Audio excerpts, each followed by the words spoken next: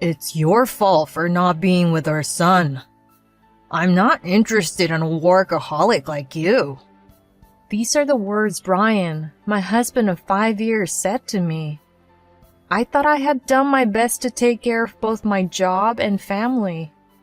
I had no idea he felt this way until he told me. My name is Alicia Adams, a 29-year-old working in product planning for an apparel brand. I have always loved fashion since I was a child. I even made clothes with my mother on a sewing machine. After graduating from a fashion college, I'm fulfilled working for my admired brand. I have a husband of the same age and a 4-year-old son. Brian, my husband, was my high school classmate. We dated once for a few months, but broke up due to college entrance exams.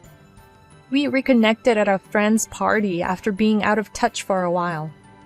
Finding out we worked nearby, we started dating again. Brian was a serious baseball team ace in high school, but enjoyed his university life fully. He seemed a bit shallow when I met him again, but his caring and kind nature hadn't changed.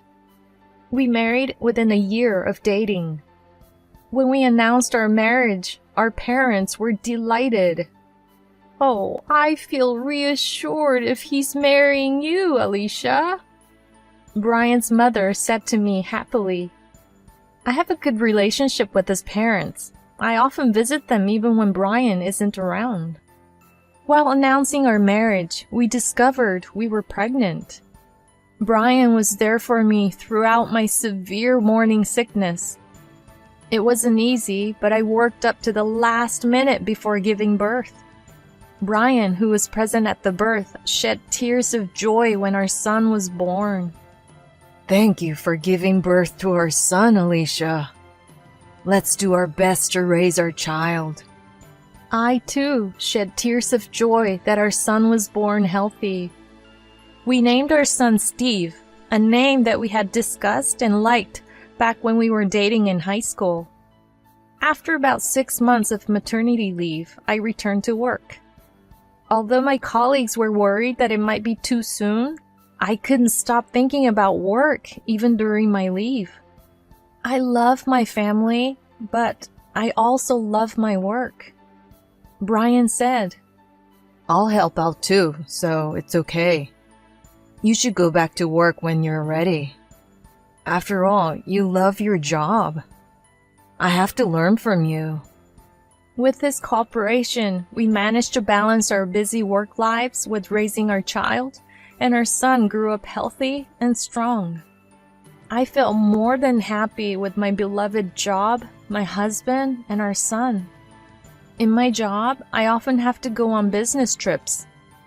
During these times, I couldn't be with Steve, and I always felt bad for Brian. But he always told me, It's perfectly fine. You want to go on your business trip, right? Go ahead. I might have taken advantage of his kindness a little, but I truly appreciated being married to such a considerate man. Whenever I went on business trips, I would buy lots of souvenirs for Brian and our son. Brian was always helping me out, so when I was at home, I wanted him to have time to enjoy himself by going out for drinks with his friends or doing things he liked. There were times when he would stay out drinking until dawn, but I didn't say anything because I was always causing him trouble. I felt that since he let me enjoy my work as much as I liked, I wanted him to enjoy himself as thoroughly as when he was single. Our son Steve was now 4 years old.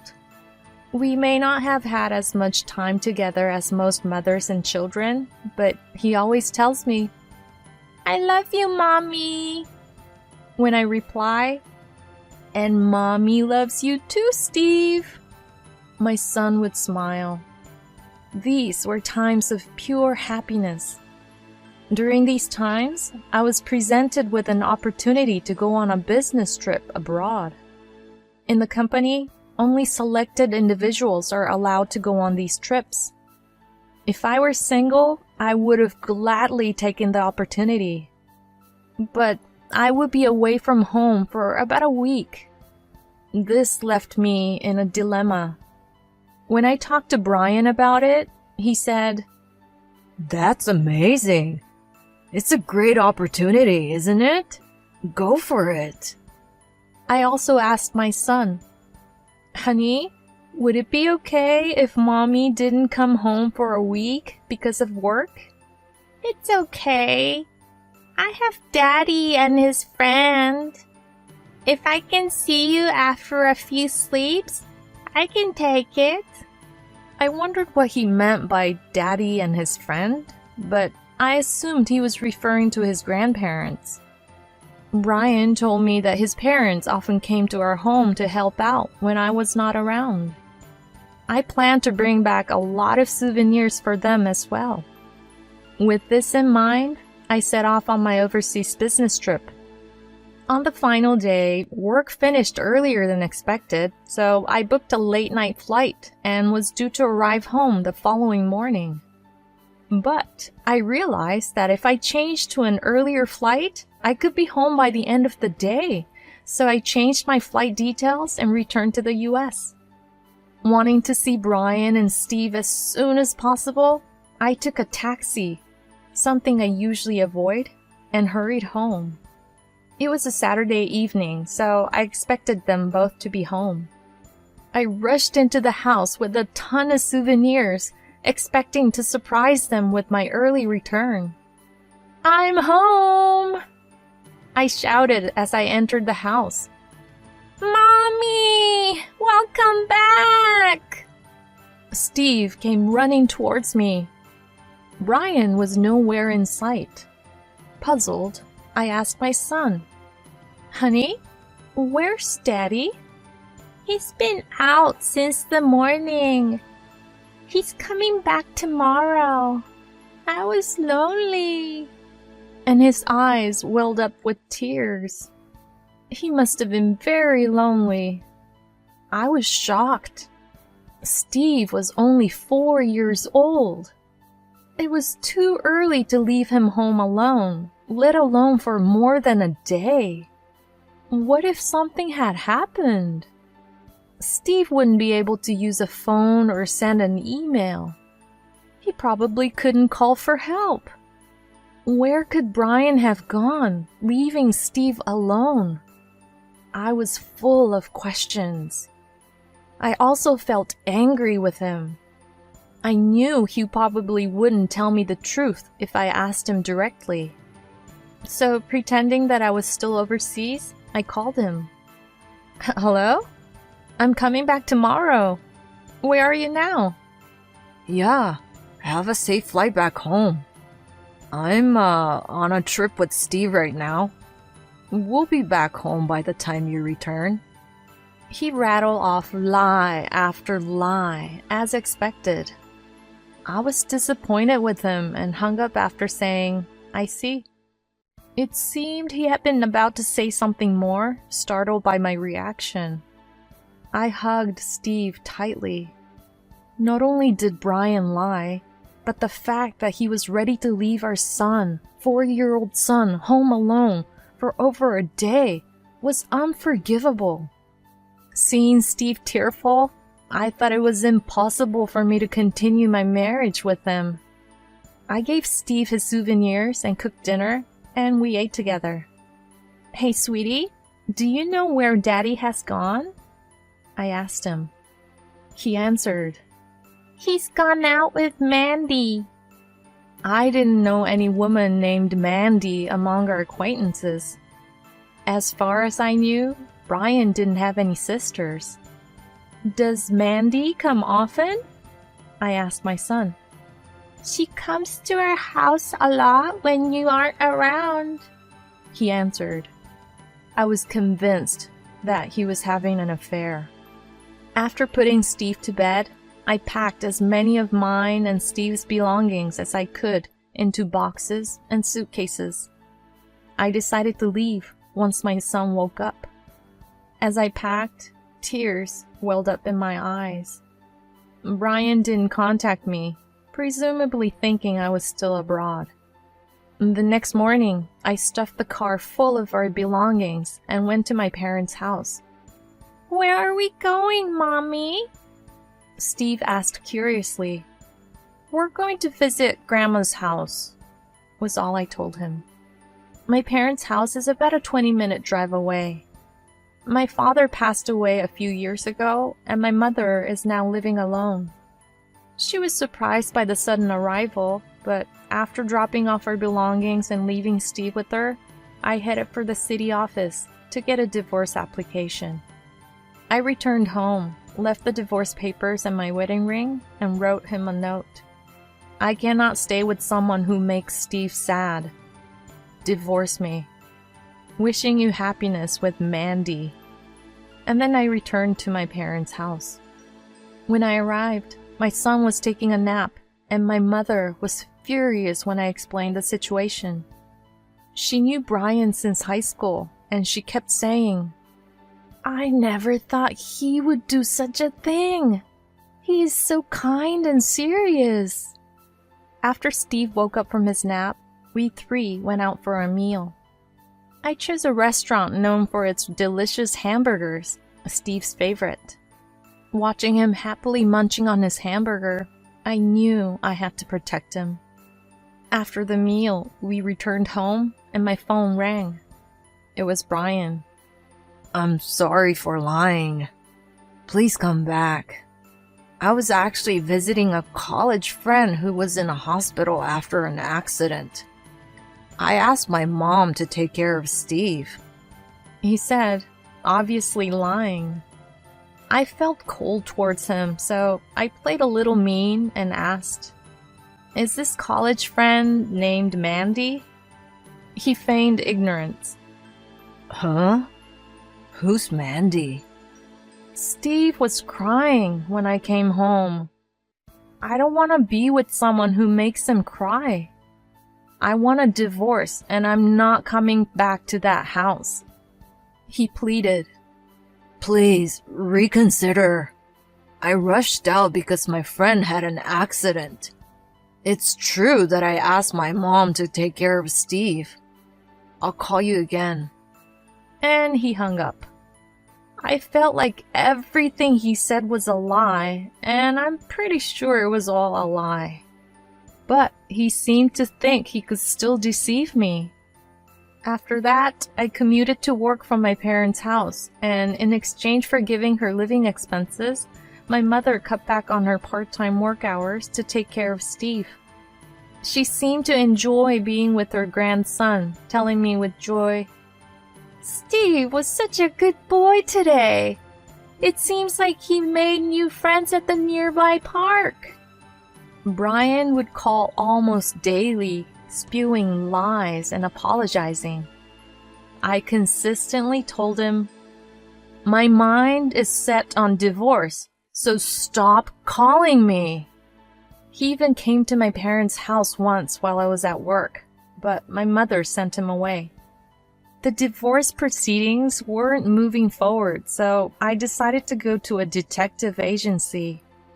I wanted decisive evidence of his affair. A few days later, the agency reported that Brian was spending nearly every day with a woman in her early 20s. They had taken many pictures, and it seemed she was also frequently visiting the house where I used to live. I was convinced that this woman was the Mandy that Steve had mentioned.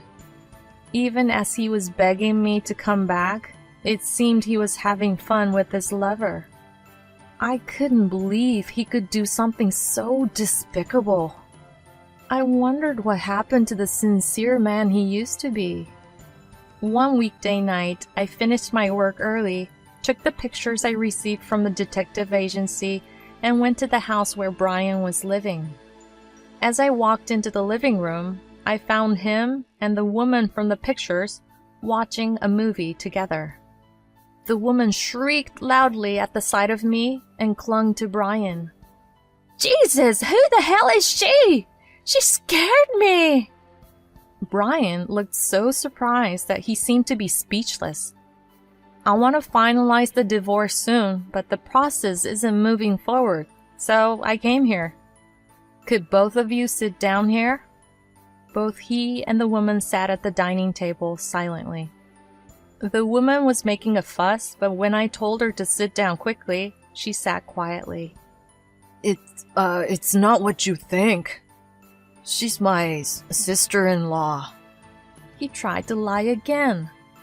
Oh God, you don't have a sister, Brian. Enough with the lies. I had a detective agency take photos, but they seem meaningless. This is Mandy, right? The one you left Steve for and went on a trip with that day? When I said this, they were silent for a while. Will you answer me? It's fine if we get divorced, right? When I pressed them further, he gave up and began to speak with a resigned look on his face. It's your fault for not being with Steve. I only left him for a day. How many days have you been away? He retorted. I was genuinely surprised. My work was indeed busy, and I had many business trips, but I always talked to him about them. If he was unhappy, I think I could have cut back on my work. Didn't I discuss it with you? You always said it was fine. I couldn't say no to that.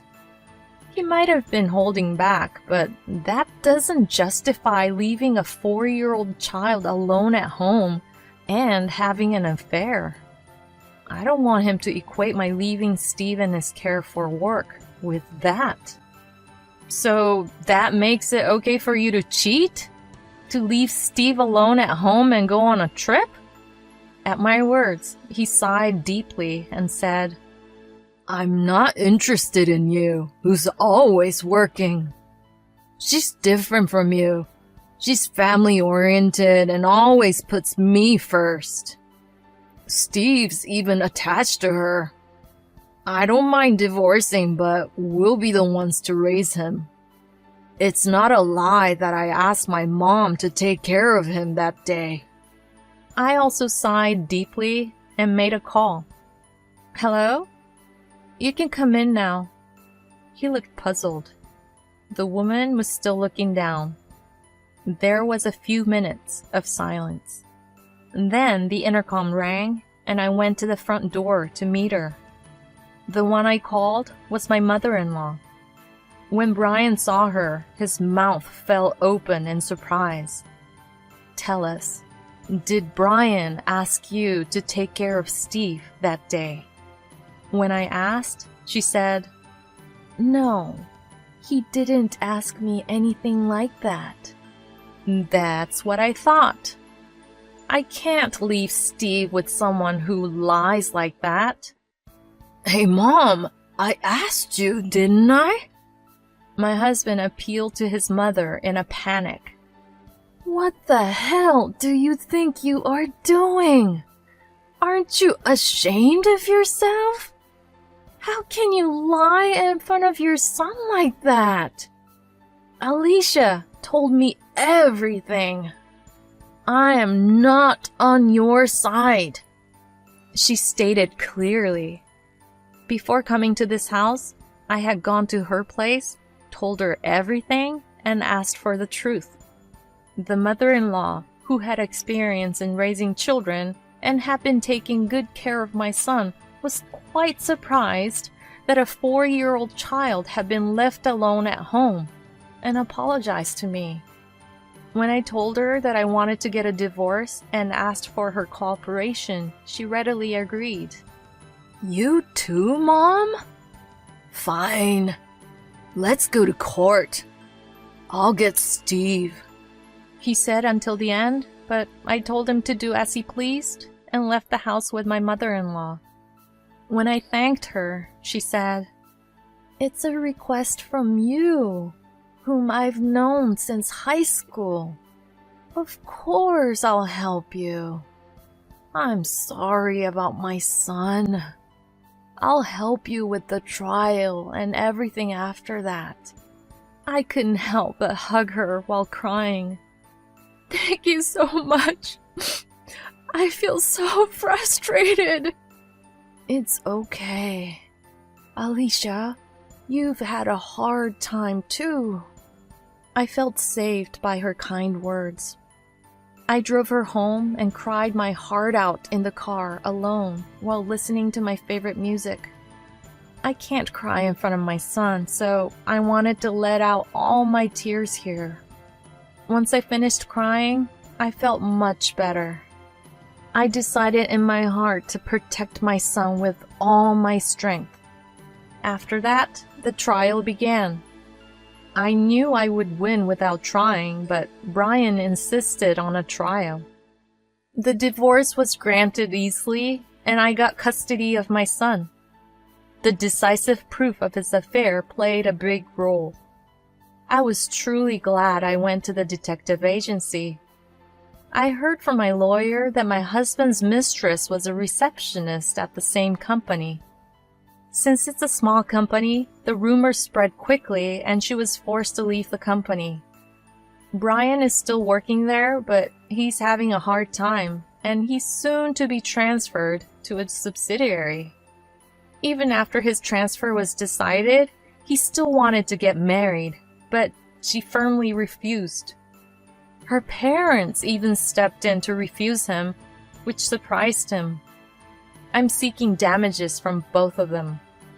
I think they should pay for the pain that my son and I endured. My son and I are living happily with my mother in my hometown. I thought about reducing my work, but my mother quit her part-time job to take care of housework and Steve while I'm away. It's her own decision because she wants to spend as much time as possible with her grandson. In return, I decided to pay for all living expenses from my salary. I have been on a business trip abroad and got a promotion and a raise at just the right time, so I'm able to support my family adequately. I pamper my son as much as I can when I come home from work, which I love. Sometimes I scold him, but I'm very happy to spend time with my son, who is growing every day. There's no chance that my son will be left alone at home in the future. Since we started living at my parents' home, I've never seen my son cry out of loneliness. I want to continue to watch my son grow with my mother.